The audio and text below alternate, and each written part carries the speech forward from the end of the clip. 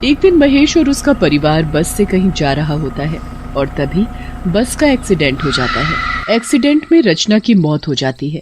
तुम मुझे छोड़कर क्यों चली गई रचना? मैं तुम्हारे बिना कैसे रहूंगा और कैसे इन बच्चों को अकेले पालूंगा? पापा, माँ कहाँ चली गई? वो हमें छोड़कर चली गई बेटा।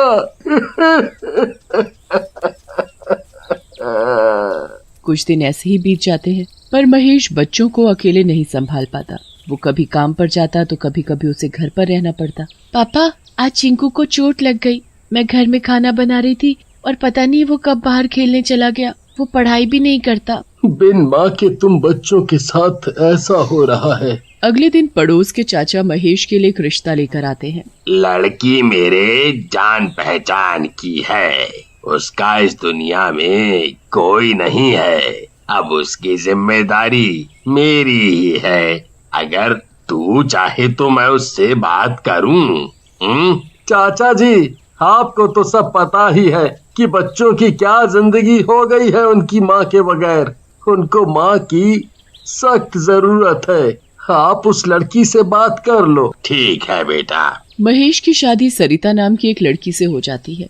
शुरू शुरू में तो वो लड़की बहुत ही अच्छे से रहती है। एक दिन सरिता कुएं से पानी भर कर लाती है और मटके को घर के अंदर रखने ही वाली होती है कि उसे चक्कर आ जाते हैं और वो जमीन पर गिर जाती है। माँ, क्या हुआ आपको माँ? जल्दी से बाबा को खेतों से बुलाकर लेकर आ। चीकू भागते हुए महेश को बुलाकर लाता है। महेश उसके मुंह पर थोड़ा पानी के छींटे डालता है और सरिता को होश आ जाता है। उसके बाद वो सरिता को वैद्य जी के पास लेकर जाता है तो पता चलता है कि सरिता माँ बनने वाली है।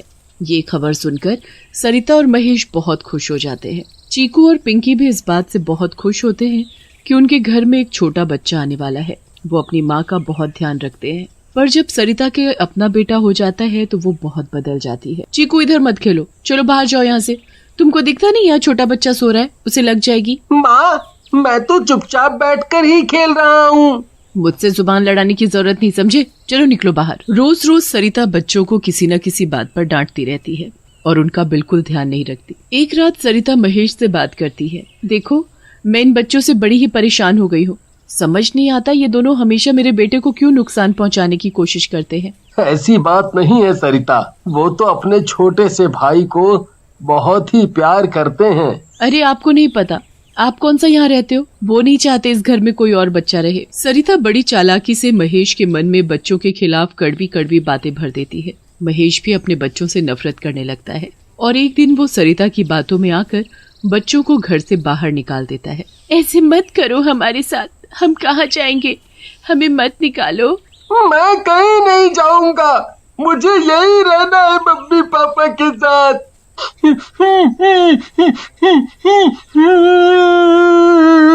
पिंकी और चीकू रोते रह जाते हैं, पर उनकी कोई एक नहीं सुनता और उनको घर से निकाल देते हैं।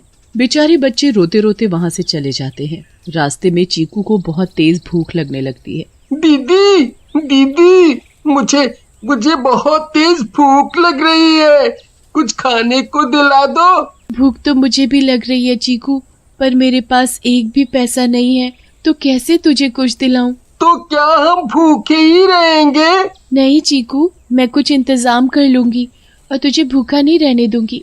चल अभी उस पेड़ के नीचे चलकर बैठते हैं, यहाँ बहुत तेज धूप है। पिंकी और चीकू एक बड़े से पेड़ के नीचे जाकर बैठ जाते हैं और तभी वहाँ एक बर्फ के गोले वाला आ जाता है। गोला खा लो गोला, ठंडा ठंडा रंग बिरंगा गोला खा लो, रस भरी काला खट्टा संतरा सभी का स्वाद लो। गोला लो, गोला लो, गोल गोल गोला लो। दीदी, मुझे बड़ी प्यास लग रही है, इन अंकल से एक गोला ही दिलवा दो ना।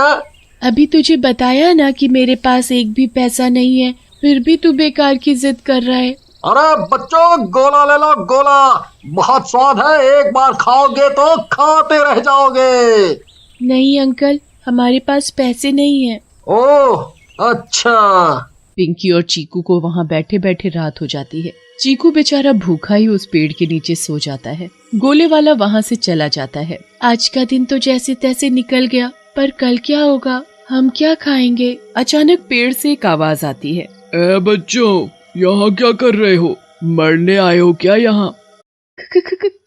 कौन है यहाँ? चुड़ैल पिंकी के सामने आकर खड़ी होती है।